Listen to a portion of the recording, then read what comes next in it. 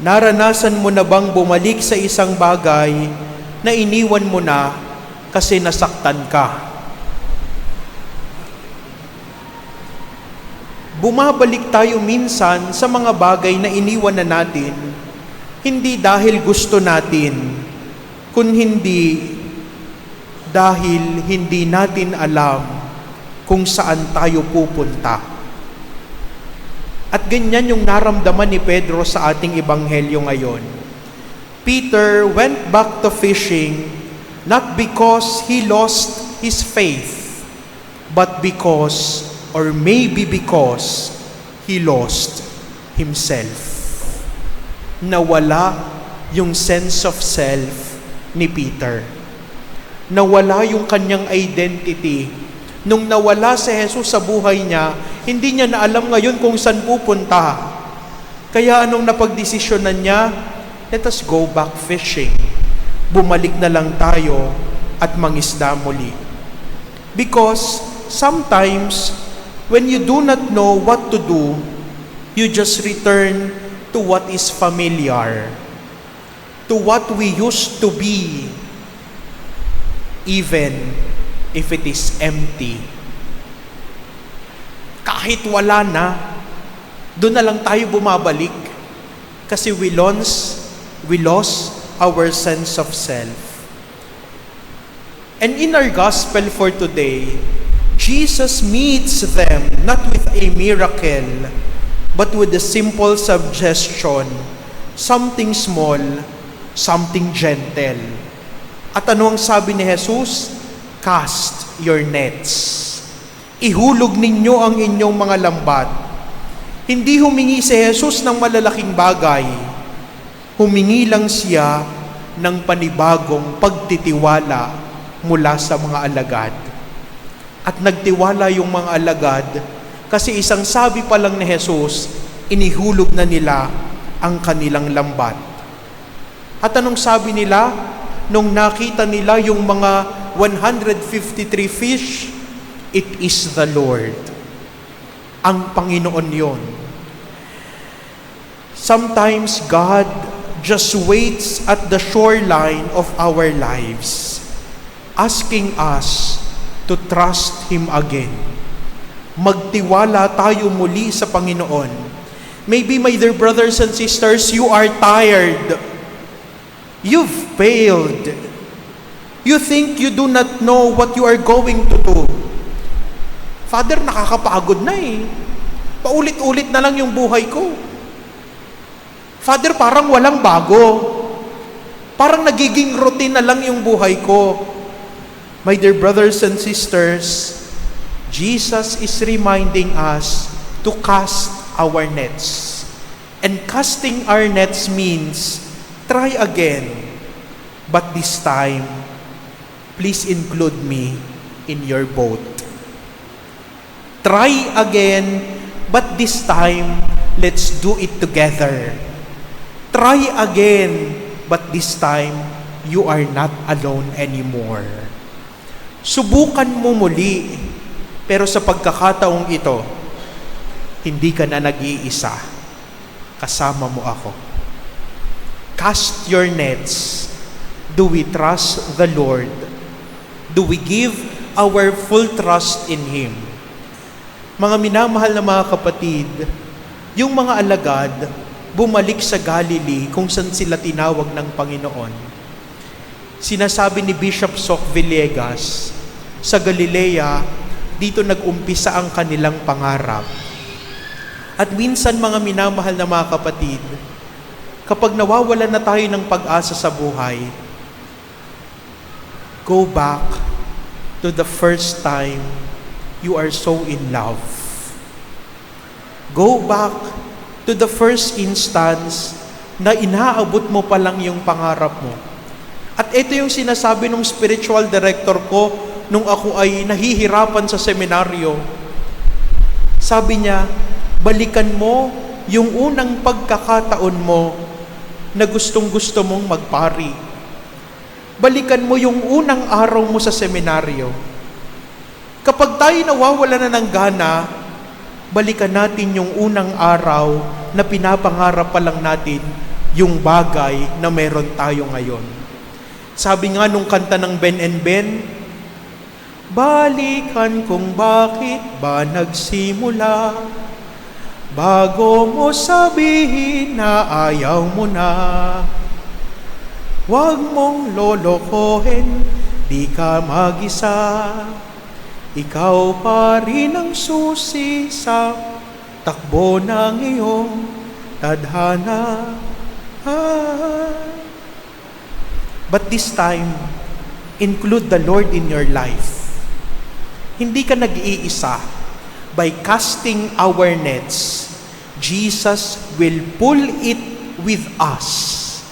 Kasama tayo ng Diyos. The empty becomes full. Sinasabi ni Jesus, sige anak, subukan mo uli. Ako ang bahala. At pagkatapos nilang makita yung ganong karaming isda, 153, anong sinabi ng Panginoon? Bring some fish here. Lord, meron ka na namang iniihaw dyan. Bakit manghihingi ka pa dito sa ahuli namin? Bakit pa? May tinapay at isda na si Jesus. Pero sabi niya, magdala rin kayo ng huli dito. Bakit pa? Kasi kahit may dala na siya, gusto niyang makibahagi tayo. Tandaan natin, hindi kailangan ng Diyos ang mga huli natin, pero gusto niyang isama tayo sa kanyang biyaya. It is not about the fish. It is about dignity.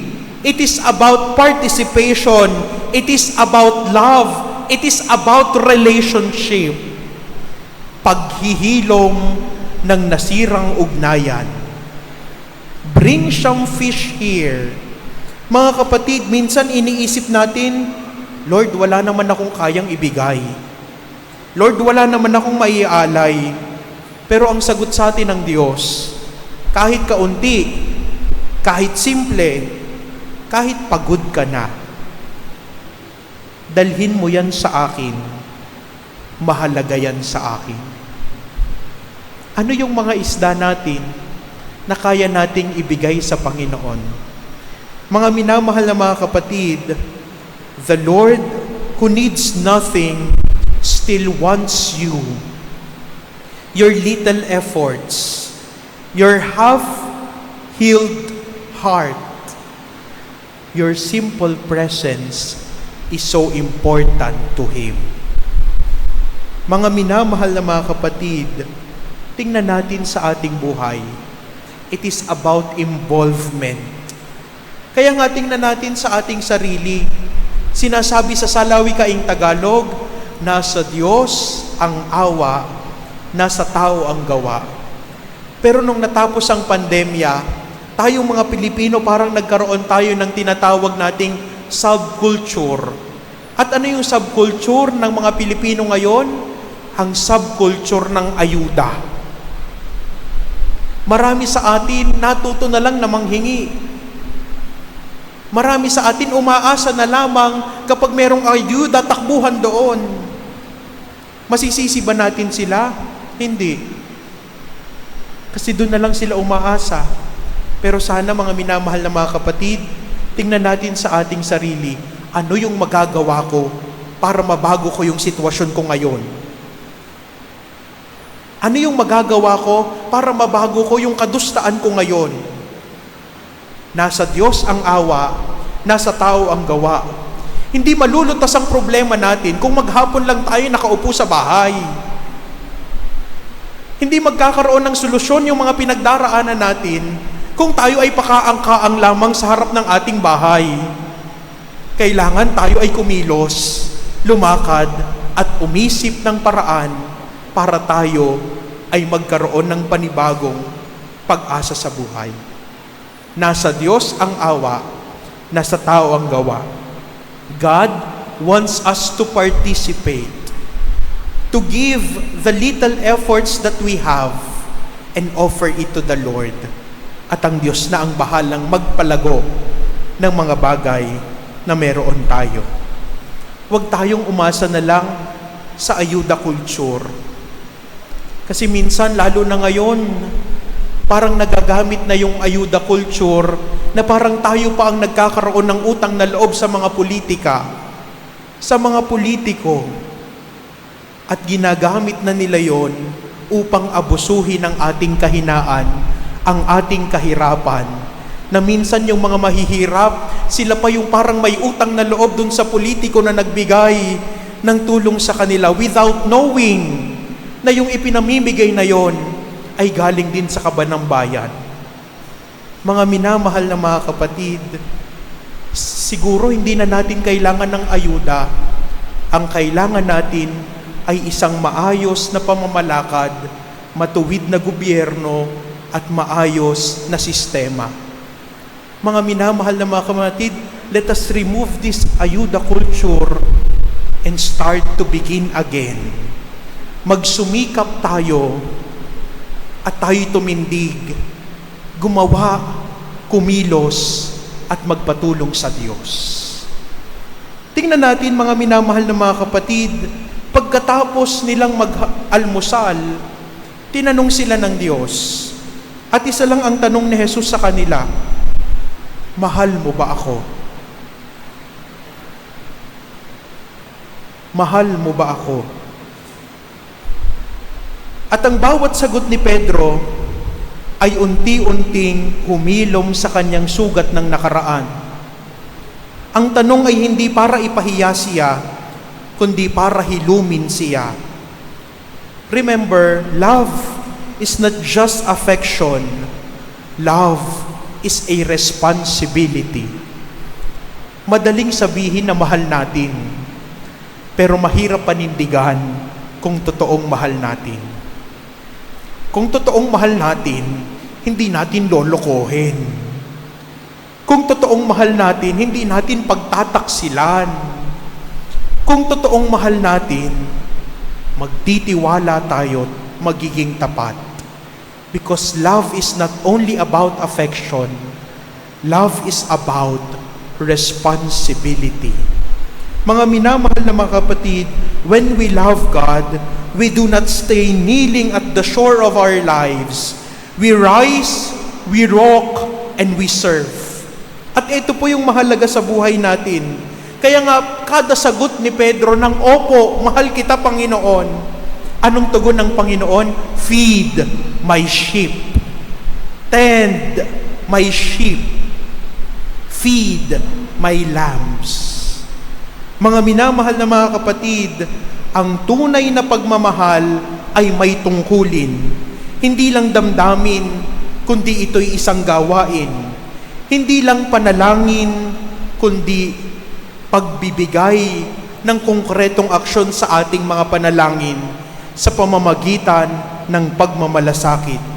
Kaya kung sinabi mong mahal mo si Jesus, ipakita mo, alagaan natin ang isa't isa.